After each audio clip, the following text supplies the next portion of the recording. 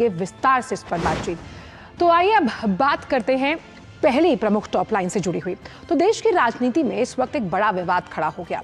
कांग्रेस अध्यक्ष मल्लिकार्जुन खड़गे ने एक ऐसा बयान दिया जिसकी वजह से सियासी तूफान आ गया। असम में चुनावी रैली के दौरान खड़गे ने आरएसएस और बीजेपी की तुलना जहरीले सांप से की, जिसके बाद बीजेपी और आरएसएस ने इसको लेकर तीखी प्रतिक्रिया व्यक्त की है। कर्नाटक में भी बीजेपी ने मल्लिकार्जुन खड़गे के खिलाफ शिकायत दर्ज करवाई। क्या है पूरा मामला, जानते हैं इस रिपोर्ट के जरिए।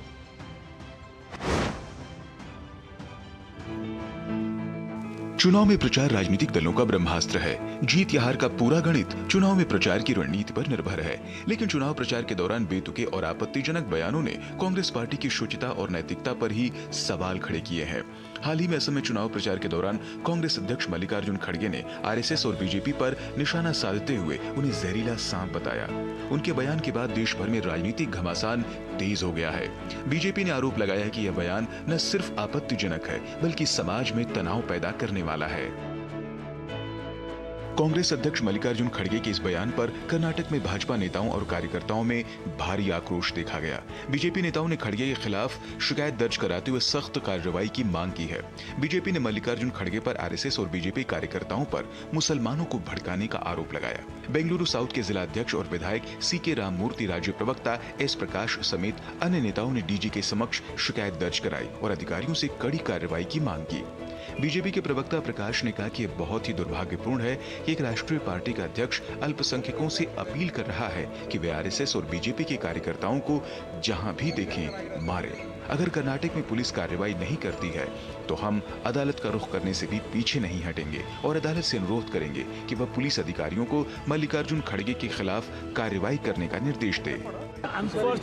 एक राष्ट्रीय राजनीतिक पार्टी के अध्यक्ष का ऐसा बयान दुर्भाग्यपूर्ण है। यह स्पष्ट रूप से उन तत्वों को उकसाना है जो कानून को अपने हाथ में ले सकते हैं और आरएसएस और भाजपा कार्यकर्ताओं को खतरे में डाल सकते हैं। हम ऐसे बयान की कड़ी निंदा करते हैं।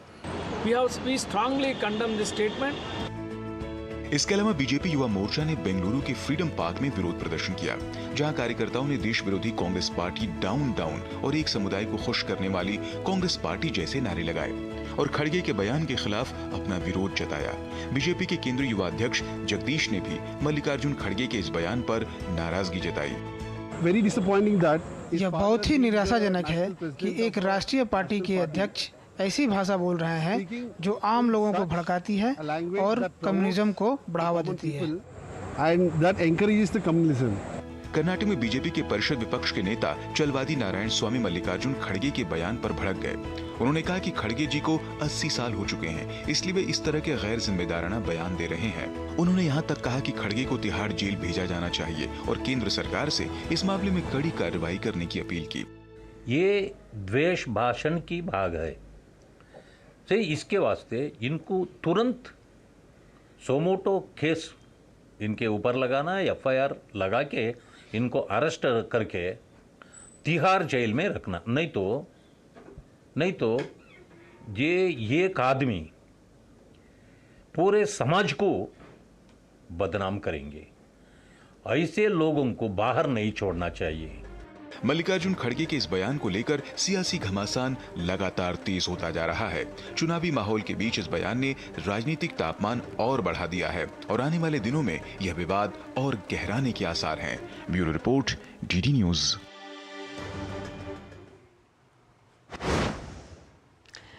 तो आखिरकार राजनीतिक शुचिता की अगर बात की जाए तो ये कहीं ना कहीं खोती हुई नजर आ रही है और इसी बड़ी खबर पर बात करने के लिए हमारे साथ बेंगलुरु से हमारी संवाददाता ज्योति जुड़ गई हैं। सीधा ज्योति का रुख करते हैं। ज्योति, हम जानते हैं कि चुनावी प्रचार प्रसार में लगातार जो चुनावी पार्टियां हैं वो इस वक्त दमखम लगा रही हैं, लेकिन मल्लिकार्जुन खड़गे के ये बिगड़े बोल कहीं ना कहीं उनकी पार्टी की राजनीतिक सोच पर सवालिया निशान खड़े करते हुए नजर आते हैं। बिल्कुल आंचल जी, जिस तरीके से कांग्रेस एआईसीसी अध्यक्ष मल्लिकार्जुन खड़गे जी ने असम की चुनाव प्रचार के उस दौरान ऐसे बातें की है, उन्होंने मतलब आरएसएस और बीजेपी की जो लीडर्स को उन्होंने जहरीला सांप कहकर बुलाया। इतना ही नहीं, उन्होंने और एक बात उस पर ऐड किया जो आपके कुरान में लिखा हुआ है। अगर आप कुरान पढ़ते हो उस वक्त जहरीला सांप आपके सामने जा रहे हैं तो आप कुरान छोड़ के उनको मार दीजिए। यहाँ पे जहरीला सांप मतलब बीजेपी और आरएसएस। तो देखिए उनके जो स्टेटमेंट है कितना भड़कावा है, कम्युनल वायलेंस भी क्रिएट करता है, ऐसे बीजेपी की जो विधायक है वो सब आरोप कर रहे हैं। तो इतना हड़कंप मचा दिया है इनका जो एक स्टेटमेंट। असम में भी इनका खिलाफ अभी कंप्लेंट दर्ज हुआ है, कर्नाटका में भी वैसा ही है। यहाँ पे यूथ लीडर्स उनके खिलाफ प्रोटेस्ट भी कर चुके हैं और उसके साथ साथ जो भाजपा की विधायक और दूसरे जो लीडर्स थे उनके खिलाफ कंप्लेंट भी दर्ज करा चुके हैं। तो जैसे आपने कहा ये कोई आम नेता नहीं है। मल्लिकार्जुन खड़गे जी को इतना राजनीति का अनुभव है और कांग्रेस की बहुत टॉप लीडर पोजीशन में है, तो उतना होकर भी उसके बावजूद भी ऐसे लूज स्टेटमेंट देना उनके जो पोस्ट के लिए शोभा नहीं देता है। पता नहीं वो जानकर ही देते हैं ऐसा स्टेटमेंट, वो भी पता नहीं। लेकिन यहाँ पे जो भाजपा की नायक वो है, कार्रवाई करनी चाहिए, उनके खिलाफ सख्त कार्रवाई होनी चाहिए। जैसे छलवादी नारायण स्वामी जो लेजिस्लेटिव अपोजिशन लीडर है, उन्होंने तो यही कहा है कि उनका मतलब उनको 80 साल हुआ है, चाहे मतलब हम कन्नड़ा में कहते हैं कि अरड़ू मरड़ू, मतलब वो याददाश्त खो चुके, क्या कहते हैं उन्हें ही पता नहीं है। तो उन्हें तिहाड़ जेल बेचना चाहिए। जैसे ही जो बीजेपी का दूसरे जो लीडर्स है, विधायक है, वो भी सख्त कार्रवाई की इंतजार कर रहे हैं। और मैं और एक अंश आपके नजराना में दिखाना चाहती हूँ। यहाँ पे जो कर्नाटका में हेट स्पीच बिल लाने के लिए कर्नाटका सरकार इतनी मतलब शिद्दत से उसे प्रिपरेशन कर रहे हैं। स्पेशली मल्लिकार्जुन खड़गे जी की जो बेटे हैं, यहाँ के जो सचिव है प्रियांक खड़गे, उनका जो बहुत यहाँ पे नेतृत्व है। तो हेट स्पीच बिल में है, जो भी हेट स्पीच करते हैं, तनाव मचाते हैं या कम्युनल वायलेंस क्रिएट करते हैं, तो उनके खिलाफ कंप्लेंट दर्ज करना चाहिए। तो अभी भाजपा की विधायक की यही मांग है, जैसे आपके हेट स्पीच बिल के ही तहत आप लेकिन ज्योति, जो तमाम इस तरह की रैलियां होती हैं जहां पर सीधा जनता से संवाद किया जाता है, ये मौका होता है अपने पक्ष में माहौल बनाने का, जो काम आपने किया है उस काम की उपलब्धियों को गिनवाने का, या फिर जनता जनार्दन से जो आप वायदे करना चाहते हैं। लेकिन कहीं ना कहीं अगर हम देखें तो राजनीतिक पार्टियां जो हैं उनकी जुबान फिसलती है, और इसका अगर हम देखें असर जब चुनाव आयोग प्रेस कॉन्फ्रेंस करता है उसमें भी निकलकर सामने आता है कि जब भी चुनावी रैलियां की जाए तो भाषा की मर्यादा का ख्याल रखा जाए।